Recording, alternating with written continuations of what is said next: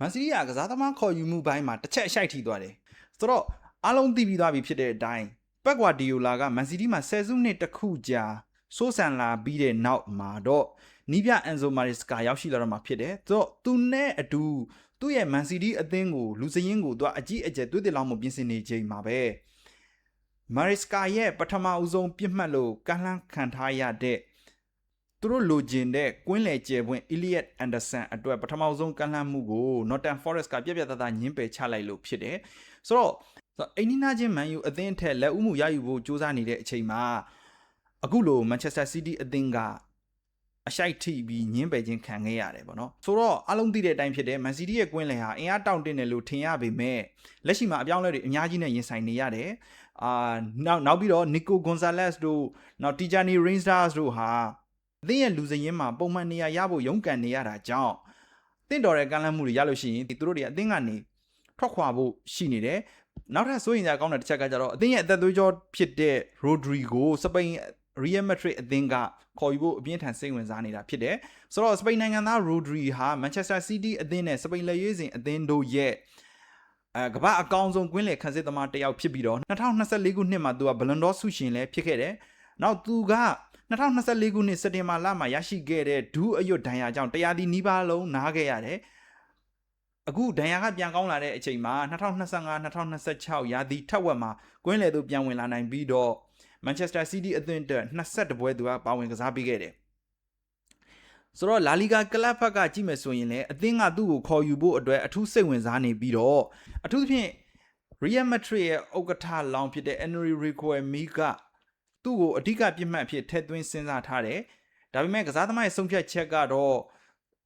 Rodri ကိုတိုင်သူ့ရဲ့အနာဂတ်နဲ့ပတ်သက်ပြီးလောလောဆယ်မှာသူအာရုံမစိုက်နိုင်ဘူး2026ခုနှစ်ကမ္ဘာဖလားပြိုင်ပွဲကိုပြီးဆုံးမှသာလျင်သူ့ရဲ့ဆုံးဖြတ်ချက်ချမယ်လို့သူကဇွန်လဇန်ပိုင်းမှာနေတရားဝင်သူပြောကြားခဲ့တယ်ဆိုတော့ Man City အနေနဲ့ကွင်းလယ်ပိုင်းကိုအခုလိုအရေးပေါ်သွေးတစ်လောင်းမှုကိစ္စတွေလောက်ရဖို့ဆိုတာကမဖြစ်မနေလောက်ရမယ်ကိစ္စတစ်ခုဖြစ်တယ်ဒီလိုအချိန်ဒီမှာအသက်23နှစ်အရွယ်ရှိတဲ့အင်္ဂလန်ကွင်းလယ်လူအန်ဒါဆန်ဟာ Man City ရဲ့သတင်းစာစာမျက်နှာထိပ်ဆုံးကိုရောက်ရှိလာတာဖြစ်တယ်ဆိုတော့The Athletic သတင်းဌာနရဲ့ဖော်ပြချက်အရဆိုရင်တော့ Man City ဟာ Anderson အတွက် Forest အသင်းစီကနေတရားဝင်ကမ်းလှမ်းမှုပြုလုပ်ခဲ့ပေမဲ့လည်းချက်ချင်းညှင်းပယ်ခံလိုက်ရတယ်လို့ဆိုတယ်ဆိုတော့ Forest ကစားသမားကိုလွယ်လွယ်ကူကူနဲ့လက်လွတ်ဖို့ဆန္ဒမရှိတာကလည်းတကြောင်ပါတယ်နောက်တစ်ခုကကြတော့ Anderson ကအသင်းနဲ့2029ခုနှစ်နွေရာသီအထိစာချုပ်ချုပ်ဆိုထားတာရှိသေးတဲ့အတွက်ကြောင့်လည်းဖြစ်တယ်နောက်တစ်ခုကကြတော့ Forest အသင်းဟာ Anderson ရဲ့တန်ဖိုးကိုပြီးခဲ့တဲ့နှစ်တွေကစံချိန်တင်ပြောင်းရွှေ့ကြီးတွေနဲ့ပြောင်းရွှေ့သွားတဲ့ကစားသမားတွေဖြစ်ကြတဲ့ Enzo Fernandez, Moises Caicedo တို့ Declan Rice တို့ရဲ့စံချိန်တင်ပြောင်းရွှေ့ကြီးတွေအတိုင်းသူကစံနှုန်းသတ်မှတ်ခြင်းနေတာဆိုတော့ Anderson ကိုအသင်းကနေလက်လွတ်ဖို့အတွက်ဆိုရင် Britain ပေါင်တန်း100ကျော်အထိအနည်းဆုံးအသင်းဘက်ကလိုအပ်နေတာဖြစ်တယ်ဆိုတော့ဒါဟာပထမဆုံးကမ်းလှမ်းမှုမှာတင်အဆင်မပြေခဲ့တဲ့အတွက် Man City ကစိန်ခေါ်မှုတစ်ရပ်ဖြစ်လာတယ်ငွေကြေးပိုင်းနဲ့ပတ်သက်လို့ပေါ့နော်ဒါပေမဲ့ Man City ဟာလက်လျှော့မှာတော့မဟုတ်ဘူး Anderson က Premier League မှာပွဲပေါင်း100ကျော်ကစားထားပြီးသားဖြစ်လို့အသင်းမှာလည်းချက်ချင်းအဝင်ခွင့်ကြဖြစ်မယ်လို့သူတို့ကယုံကြည်တယ်ဒါအပြင်နီးပြ Thomas Tuchel ရဲ့အင်္ဂလန်လက်ရွေးစင်အသင်းမှာလည်း2026ကမ္ဘာဖလားအတွက်အဓိကအရေးပါတဲ့ကစားသမားတဦးဖြစ်ရှုမြင်ခံထားရတဲ့သူလည်းဖြစ်တယ်နောက်တစ်ခုကကြတော့ Man City ရဲ့နောက်ွယ်မှာအဘူဒါဘီတော်ဝင်မိသားစုဖြစ်တဲ့ Sheikh Mansour ရဲ့ City Football Group ရှိနေတယ်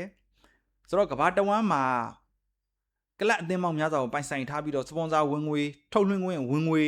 နော်ကမ္ဘာအကောင်ဆုံးကလပ်အသင်းစီးရင်မှာထိတ်ဆုံးမှာလဲစင်ဆက်မပြတ်ရပ်တည်နေတာကြောင့် Man City ကအသင်းအတွက်ကစားသမားတွေကိုဈေးကောင်းပေးလာစားအပြည့်အဝပေးဆွဲဆောင်နိုင်ခြင်းဖြစ်တယ်ဆိုတော့Man City အနေနဲ့ Forest အသင်းရဲ့ညှင်းပယ်မှုကိုခံရပေမဲ့ကစားသမားကိုခေါ်ယူဖို့နောက်ထပ်မြင်မာတဲ့ဒုတိယအကြိမ်ကမ်းလှမ်းမှုကိုထပ်မံစူးစမ်းလာဖို့ရှိနေတယ်ဒီအချက်ကိုသိလို့လဲ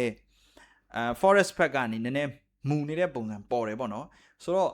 budget ပိုင်းဆိုင်ရာနဲ့ကြည့်မယ်ဆိုရင် Man City က budget တောင်းတယ်ကလပ်အသင်းတစ်ခုထဲမှာပါတဲ့အတွက် Anderson ကိုခေါ်ယူဖို့နောက်ထပ်ပတ်စံထပ်ပြီးတော့များများသုံးပြီးခေါ်မဲ့အနေအထားမျိုးရှိတယ်လို့ကျွန်တော်ကမြင်တယ်အဲ့တော့ဒီအပြောင်းရွှေ့နဲ့ပတ်သက်ပြီးမိတ်ဆွေတွေရဲ့အမြင်တွေကို comment မှာဝင်ရောက်ဆွေးနွေးပေးကြပါအောင်ခင်ဗျာ